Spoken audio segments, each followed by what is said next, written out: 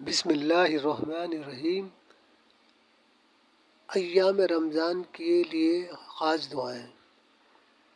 پہلا عشرہ رحمت۔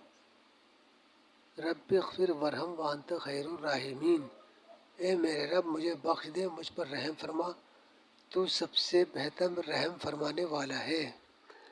دوسرے عشرے کی دعا۔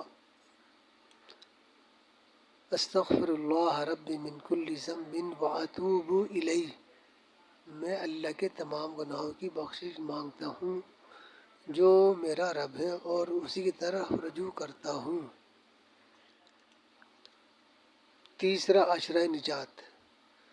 اللہم انک عفو تحب العفو فاعف عنا، اے اللہ بے شک تو معاف کرنے والا ہے، معاف کرنے کو پسند کرتا ہے، بس ہمیں معاف فرما دے۔